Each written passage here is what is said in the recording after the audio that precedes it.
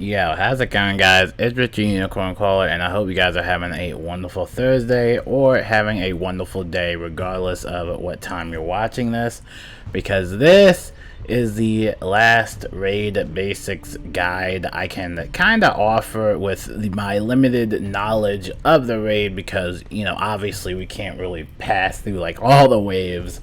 But yeah, this is my last raid basics guide before the epicness, before the large scale battle with 12 brave knights, 12 wizards, and we're gonna try and go into this raid 9 o'clock p.m. Eastern time. Now, iffy on the time, because I gotta do the Spanish assignment with my group exactly at 9 p.m. It shouldn't take too long, but that should give a little bit of leg room for everyone else, because we do want to make sure, you know, who is going to be able to come, you know, and maybe someone couldn't make it. So I think that kind of gives me a little bit more leg room. So maybe 9:30-ish, but yes, 9 o'clock p.m. Eastern time. That is the set time. October 21st, which is tomorrow, or technically today, whenever you're watching this, October 21st, Friday, and again, 9 o'clock p.m. Eastern time. That is the time. So if you're ready, make sure you're ready, but there are some things you might want to do before even stepping foot inside the portal.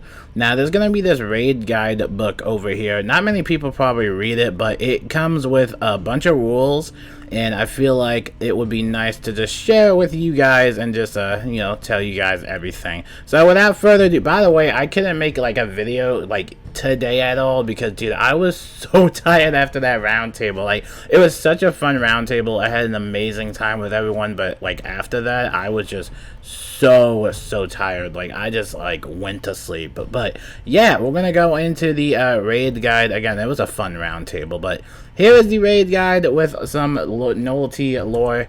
Here we go. The nullity emerged from early Dragonsperian attempts to create living vortices of magical power. Most of these void elementals escaped into the spiral, all except the most powerful of them, the nullity.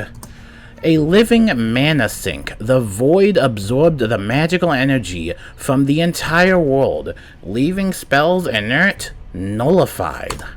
It took brave knights and many sacrifices to seal away the beast in one of Dragonspire's many towers.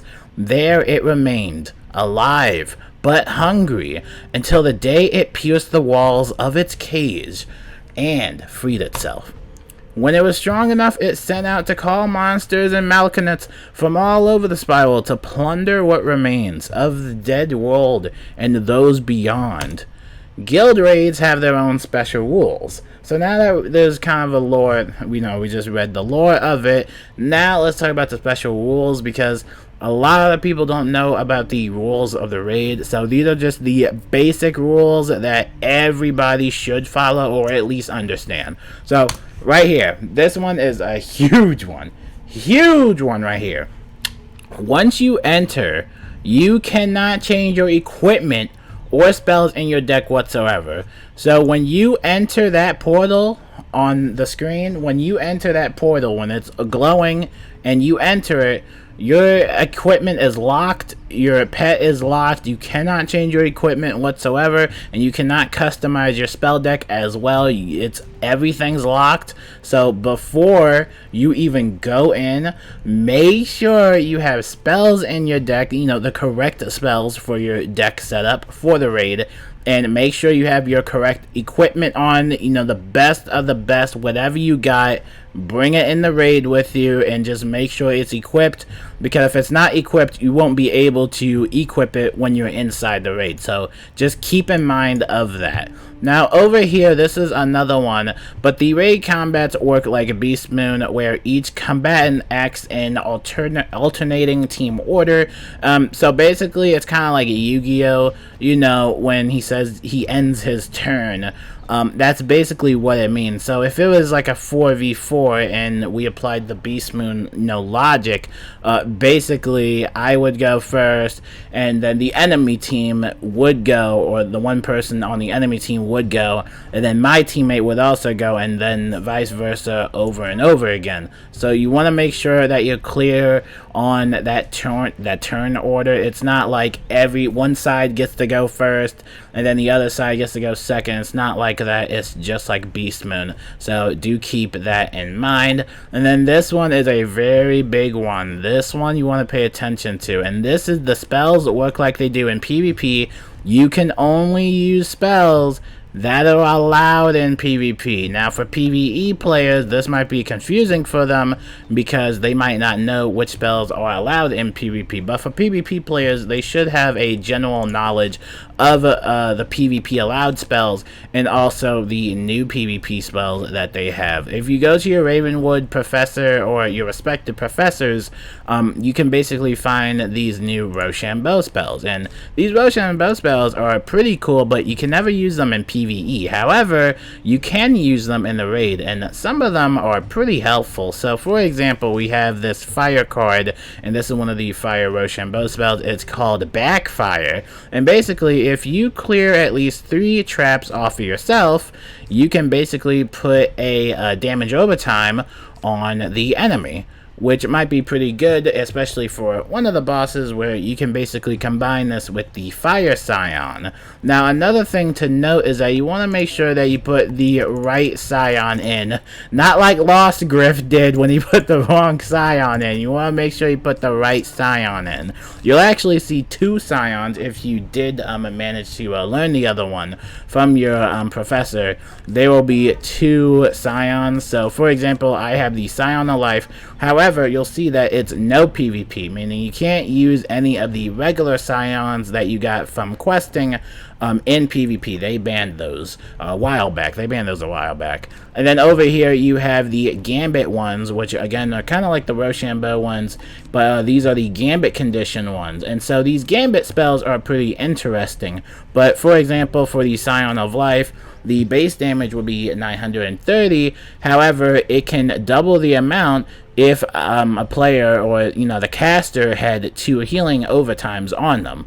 Now that's just the condition for the Scion of Life. There's plenty of other Scions for each class, including Fire, Storm, that may be helpful. And I can actually show you, after we're done going through this guide, I can show you some of those Scion spells so you're a little bit familiar with them. You can also use the Jinn ones. These are kind of like the Efreet looking ones, and these are pretty cool. Again, you want to make sure you're following that Gambit condition so you can use these spells and utilize them in the raid. So just get familiar with those and hopefully those will help. But again, you cannot use any like banned PvP spells. So for example, if you're in the raid, you can't use Going in Spirit, you can't summon in Sir Bedivere, even though he's cool. You can't summon in some of these, right? Now you can use, again, some of these Rochambeau spells. You can use those in the raids, but you cannot use some spells in the raid itself. So just make sure you're looking at your spell deck and make sure you look at your spells. That also calls for enchantments, no enchantments whatsoever. And over here, you cannot use any enchants or any pre-enchanted cards. So enchants, this talks about Primordial, Radical, which are the healing enchantments, and the damage enchantments as well, like the fists, these little fist icons. You cannot use any of those. I'm pretty sure you can't use Sharpened Blade either. I'm pretty sure you can't use Potent Trap. Don't quote me on that. I'm pretty sure you cannot use Aegis as well. You can use auras.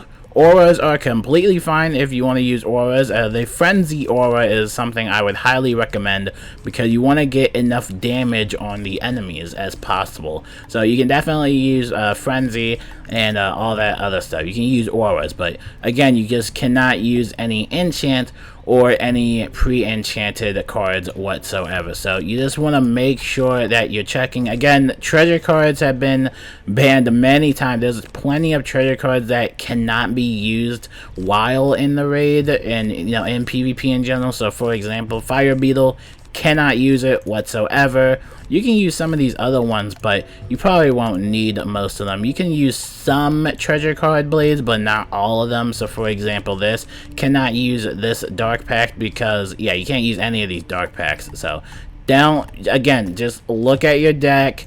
If it has the no PvP symbol on it, just don't bring it in the raid with you. And that pretty much wraps it up for the main raid basics. Now, I'm going to give you a little bit of pointers for everything else. Another thing you want to make sure is to clean out your entire inventory. Not the entire inventory, but just leave a little bit of backpack space for you, because when you do complete one of the waves, every single person will get the loot. I know a lot of people think that, oh, if you're on the Vanguard fighting team that, you know, actually fights the mobs and the bosses, then that means they only get the drops. That's not true. Every single person, all 12 players, will get loot if one wave is completed, but that's only if you clear one wave. So if you're not clearing any waves at all, then, you know, nobody will get loot. So you want to make sure there's some really high-end communication there, and, you know, if you do complete at least one wave, you will get some pretty awesome loot drops. And I know a lot of people ask, well, what are the loot drops? You could potentially get the chance of getting raid gear, raid pets, awesome jewels, and the raid gear is level 150, so even if you are a low level, you might want to keep that gear in case you do become a level 150 someday. But again, you'll get a lot of pretty good rewards. You also get tons of Azoth and Spellments, so again, that should be pretty fun for everybody. But yes, everybody will get the rewards, everybody, alright? Every single person that enters that raid entry will get the rewards, all 12 active players. Now, I'm going to show you a little bit about the Rochambeau spells, especially for the elemental Rochambeau spells, because those are pretty interesting, and I feel like a lot of people should familiarize themselves with it. We won't go over all of them, but some of them are really, really good. And so we're going to go over here to Ravenwood. Again, you can train these from your Ravenwood professors, and you can utilize them while you're in the raid. And so you go over here. Let's go over to the Storm Teacher, and I'll talk to you guys about the Storm Scion. Again, Storm Scion is pretty cool. Just go over here, all the way here. Now, it is going to require that you have the original Scion, but basically for the Storm Scion, it has a base damage of 1,400, but that can be doubled up with the Gambit condition if you clear 4 charms off yourself. So if you have at least like 4 charms on yourself, then that double damage condition will be met. And again, you can check in with some of the other Rochambeau spells they have as well. This one's pretty interesting, but it's called Energy Transfer, and basically you can clear 3 healing overtimes off of the enemy, and this will basically give you a blade. So again, you just want to just look and see what works best for you. But I'll go over to the Fire Scion as well, again, just to give you the little bit of a rundown of how these Rochambeau spells work, especially for the elemental schools. The elemental schools have some pretty good Scion spells that you want to utilize in the raid. And so over here, you just want to go over to your Ravenwood professor. You can go over here. Again, you'll need the original Scion. And they basically, for the Fire Scion, it's 1,000 damage, 120 base damage, and that double damage condition will be met if the enemy has 2 damage overtimes. Not 1 damage overtime, but 2 damage overtimes. So again, you want to make sure that you're looking at some of these spells to see what you can combo with that, and just work with your own teammates and, you know, have fun with it. But yeah, I'm excited for the raid. It's gonna be iffy, and, you know, I honestly won't be mad if we somehow don't complete it again. Like, I will not be angry at anybody, like, oh, you guys suck. Like, no. Again, it's all for fun, and this time it's a little bit more coordinated, a little bit more organized. And if you're still wanting to join the guild, again, you can join the Discord, but I think the guild is pretty much full at this point, and I think we have like everybody in their respective slots. I think that the Vanguard team still needs a couple of hitters. I know Colin really wants to play with us, so I'm not sure if he wants to play on the Vanguard squad as well. And I know there's this type of meta where you get 2 fires and 1 storm and 1 life, but I'm trying to diversify it a little bit because I'm pretty sure you can still do the raid even if those conditions aren't met. So, I don't know, we'll just have to wait and see whoever wants to fill those slots in. But, again, it all should be fun. And, you know, if we fail, then, you know, oh well, you know, whatever. I guess we can never do the raid. But, yeah, I'm excited for it. And let me know if you guys are excited for it. And, again, 9 o'clock p.m. Eastern time. That is the time. And then, hopefully, we get everything organized and set up. And, yeah, hopefully we have fun with it. So, my name is Richard Unicorn Caller. I'll let you guys go. And, yeah, let me know if you have any questions whatsoever about the raids. I have limited knowledge with it, but I can help a few people out. But, yeah, let me know what you guys think, and I will see you guys later. Peace out.